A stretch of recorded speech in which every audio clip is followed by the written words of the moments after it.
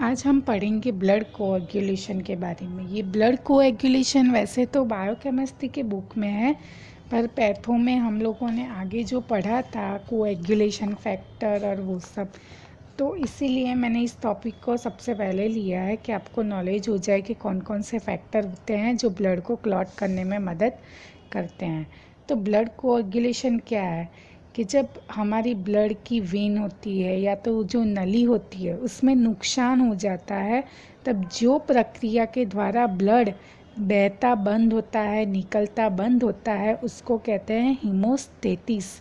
ये वर्ड है, उसको याद रखना, 1 मार्क्स में भी पूछ सकते हैं। अब इस प्रक्रिया में 3 तरीके के मैकेनिज्म होंगे।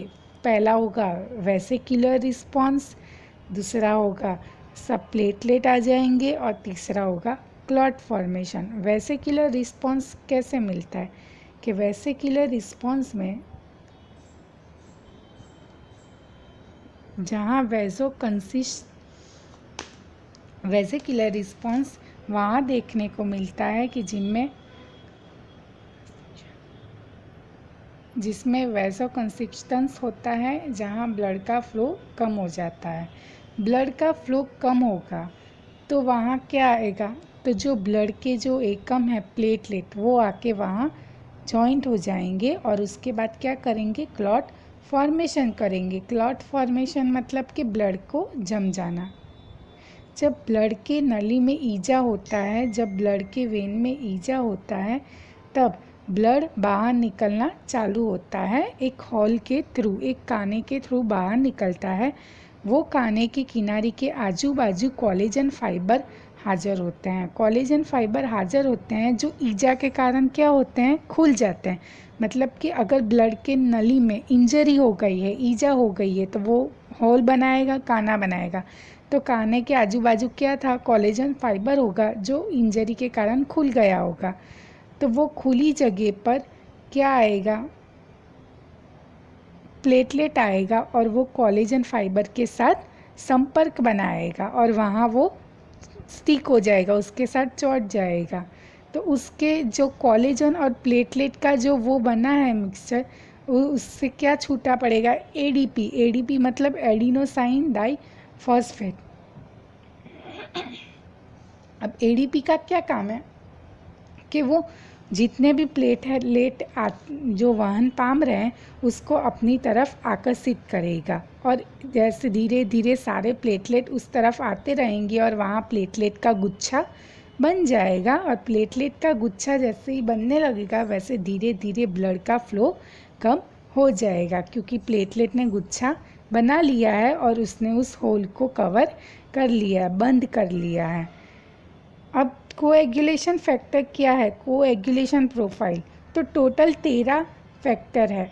फर्स्ट फैक्टर है उसको हम बोलते हैं फाइब्रिनोजन, सेकंड फैक्टर को बोलते हैं प्रोथ्रोम्बिन, थर्ड को बोलते हैं टिश्यू प्रोथ्रोम्बिन, फोर्थ को बोलते हैं कैल्शियम आयन, फिफ्थ को बोलते हैं लेबाइल फैक्टर, सिक्स को बोलते हैं फैक्टर वी जो उसके साथ पाँचवा के साथ जो जुड़ा होता है, 7 को बोलते हैं स्टेबल फैक्टर, 8 होता है उसको बोलते हैं AHF एंटी हीमोफिलिक फैक्टर, 8 को बोलते हैं प्लाज्मा थ्रोम्बोप्लास्टिन कंपोनेंट PTC, 9 को बोलते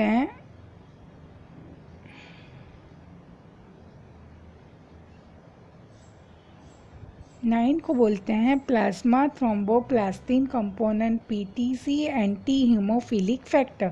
10 को बोलते हैं स्टुअर्ट फैक्टर, 11 को बोलते हैं प्लाज्मा थ्रोम्बोप्लास्टिन एंटीसीडेंट, 12 को बोलते हैं हीमेजिन फैक्टर और 13 को बोलते हैं फाइब्रिन स्टेबिलाइजिंग फैक्टर। अब ये सब फैक्टर के नाम है कि अगर हम आगे रिएक्शन पढ़ेंगे तो उसमें ऐसा ही लिखा होगा फैक्टर 6, फैक्टर 5, तो आपको पता होना चाहिए कि फैक्टर 5 कौन सा है, लेबाइल फैक्टर उसका नाम है। फिर फैक्टर 3, तो आपको पता होना चाहिए कि फैक्टर 3 का नाम क्या है, टिश्यू प्रोथ्रोम्बिन। ऐसे आपके दिमाग में आ जाना चाहिए कि टिश्यू थ्रोम्बोप्लास्टिन, फिर सेकेंड फैक्टर का नाम है प्रोथ्रोम्बिन, ऐसे। अब उसका हम रिएक्शन पढ़ेंगे कि ब्लड कोएगुलेशन कैसे होता है। तो ब्लड कोएगुलेशन 3 स्टेज में होगा। पहले फर्स्ट स्टेज में क्या होगा कि प्लाज्मा के अंदर क्या बनेगा, थ्रोम्बोप्लास्टिन बनेगा जिसका फैक्टर है 3। फिर उसके बाद थ्रोम्बोप्लास्टिन में से क्या बनेगा, थ्रोम्बिन, वो सेकेंड स्टेज। और जो फिर थर्ड स्टेज में क्या होगा, फाइब्रिनोजन में से फाइब्रिन। 3 स्टेज हमको याद रखने हैं। प्लाज्मा में थ्रोम्बोप्लास्टिन बनेगा, जो थ्रोम्बोप्लास्टिन सेकेंड स्टेज में जाके थ्रोम्बिन बनाएगा और वो थर्ड स्टेज में जाके फाइब्रिनोजन का फाइब्रिन में कन्वर्ट करेगा। अब फर्स्ट, जब ब्लड की वेसल में इंजरी होती है और जो ब्लड बाहर निकलता है तो क्या होगा, प्लाज्मा में थ्रोम्बोप्लास्टिन बनेगा। तो जिस जगह हमको इंजरी हुई है, जहाँ ईजा हुई है, वहाँ क्या सबसे पहले रिलीज़ होगा, फैक्टर 3। फैक्टर 3 का नाम क्या है, टिश्यू थ्रोम्बोप्लास्टिन, जो ब्लड में दाखिल हो जाएगा। क्योंकि इंजरी हुई है तो फैक्टर तो अब आने वाले हैं जमा होने के लिए, इसीलिए सबसे पहला फैक्टर आया तीसरा, टिश्यू थ्रोम्बोप्लास्टिन। और वो वहाँ जाके फैक्टर किसके साथ जुड़ेगा, फैक्टर 7 के साथ। और उसके बाद कैल्शियम आयन की मदद से वो जुड़ जाएगा। फिर उसके बाद क्या होगा, वो ब्लड वेसल के अंदर वो फैक्टर 12, 10, 11, 8 और 4, इन सारे फैक्टर के साथ जुड़ेगा। किसके मदद से, कैल्शियम आयन के मदद से। और लास्ट में वो क्या बनाएगा, प्लाज्मा थ्रोम्बोप्लास्टिन बनाएगा। सेकेंड स्टेज, जो प्रोथ्रोम्बिन बना है फर्स्ट स्टेज में, फर्स्ट स्टेज में हमने लास्ट में क्या पढ़ा कि जो अंत में प्लाज्मा जो थ्रोम्बोप्लास्टिन बनाता है, वो अब थ्रोम्बोप्लास्टिन कौन से स्टेज में एंटर होगा, सेकेंड स्टेज में। अब उसका काम क्या है, प्रोथ्रोम्बिन में से थ्रोम्बिन बनाना। अब प्रोथ्रोम्बिन है वो अक्रियाशील मतलब इनएक्टिव है, तो अब उसको एक्टिव बनाना है, मतलब कि एक्टिव थ्रोम्बिन बनाना है। तो वो किसकी मदद से बनेगा, जो फर्स्ट स्टेज में थ्रोम्बोप्लास्टिन था उसकी मदद से बनेगा, और वो कैल्शियम आयन की मदद भी लेगा। अब जो सेकेंड स्टेज में हमने लास्ट में कौन सी प्रोडक्ट मिली, एक्टिव थ्रोम्बिन, तो वो एक्टिव थ्रोम्बिन अब वो कहाँ जाएगा, थर्ड स्टेज में। और उसका काम क्या है, फाइब्रिनोजन में से फाइब्रिन बनाना। जो फाइब्रिनोजन है वो सॉल्यूबल है, तो अब उसको कौन से कन्वर्ट करना है, ए सॉल्यूबल में, मतलब कि अद्राव्य रूप में। तो वो थ्रोम्बिन क्या करेगा, प्रक्रिया में जुड़ जाएगा और फाइब्रिनोजन को फाइब्रिन में कन्वर्ट करेगा। अब हम उसके अकॉर्डिंग जो टेस्ट होते हैं लैब में उसके बारे में पढ़ेंगे। तो पहला टेस्ट है बीटी, ब्लीडिंग टाइम कहते हैं उसको। तो ब्लीडिंग टाइम करने के लिए हमको कौन कौन सी चीज़ें चाहिए, तो लैंसेट चाहिए, मतलब कि नीडल चाहिए, स्पिरिट कॉटन होता है वो, फिर फिल्टर पेपर चाहिए और स्टॉप वॉच चाहिए।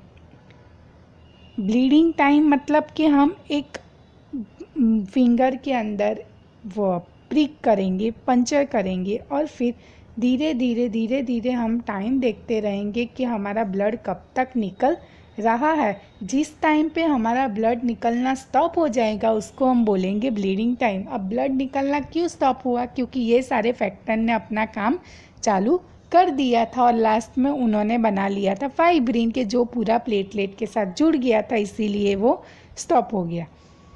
तो अब सैंपल में कैपिलरी पंचर का जो ब्लड लेंगे वो नॉर्मल रेंज कितनी होती है, 1 से 5 मिनट के अंदर बीटी चेक किया जाता है। 1 से 5 मिनट में उसका रेंज आ जाता है। अब उसकी सिग्निफिकेंस क्या है कि हम किस कारण इसको कर रहे हैं। तो ब्लीडिंग टाइम हम लोग प्लेटलेट के जो रोग होते हैं उसको डिटेक्ट करने के लिए करते हैं, कि जिसको प्लेटलेट के रोग हुए, जिसमें प्लेटलेट कम है, तो हम जान सकते हैं बीटी के चेक करके कि इसमें प्लेटलेट सही में कम है या कौन इन नॉर्मल है।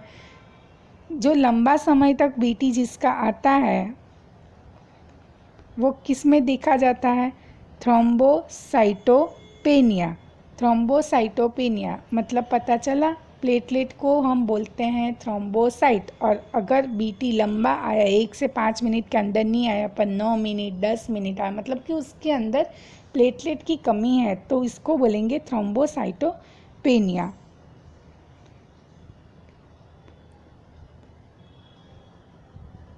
अब इसके क्या पद्धति है, तो स्पिरिट कॉटन की मदद से हम जो भी उंगली में पंचर करने वाले हैं उसको जंतु रहित करेंगे और उसको हम ड्राई होने देंगे। फिर लैंसेट की मदद से या तो नीडल की मदद से हम पंचर करेंगे, 1 mm जितना डीप पंचर करेंगे। और स्टॉप वॉच जो टाइम का नोट करेगा उसको चालू कर देंगे। और फिर जो उंगली है उसको प्रेशर नहीं देना, जहाँ हमने पंचर किया इसको प्रेशर देंगे तो वो वैसे भी ब्लड निकलता, प्रेशर नहीं देना, उसको नॉर्मली जैसे ब्लड लीक हो रहा है उसको होने देना है। फिर 30 सेकेंड के बाद वो ब्लड जैसे कि फर्स्ट ब्लड आया उसको डिस्चार्ज कर देना, उसको हटा देना। फिर उसके बाद ऑटोमेटिक जो दूसरा ब्लड का ड्रॉप आया उसको फिल्टर पेपर की एक किनारे पर रख देना है उस ड्रॉप को। फिर 30 सेकेंड रात देख के फिर से एक ड्रॉप को रख देना है। फिर 30 सेकेंड रात देख के फिर से वो तीसरा ड्रॉप को रख देना है। ऐसे ऐसे 30 सेकेंड के गैप में हम ड्रॉप को फिल्टर पेपर पे कलेक्ट करते रहेंगे। और जब ब्लड निकलना बंद हो जाएगा तो हम स्टॉप वॉच बंद कर देंगे और जितना टाइम आया है उसको हम नोट कर लेंगे। इसको बोलते हैं बीटी टेस्ट। अब दूसरे उसके जैसा ही सीटी टेस्ट होता है, उसको क्या बोलते हैं हम, क्लॉटिंग टाइम टेस्ट।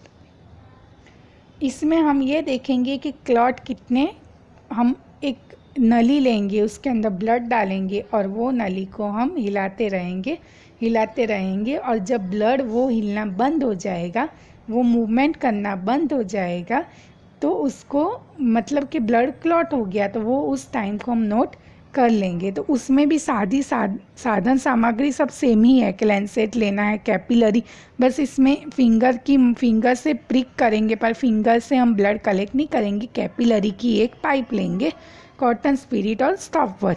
मेथड वही है, कैपिलरी मेथड। सैंपल को हम पंचर के द्वारा ही कलेक्ट करेंगे। इसकी नॉर्मल रेंज है 4 to 9 मिनट। अब इसका क्लिनिकल सिग्निफिकेंस क्या है कि जिसके बॉडी के अंदर कोएगुलेशन फैक्टर की खामी होती है वो हम जान सकते हैं।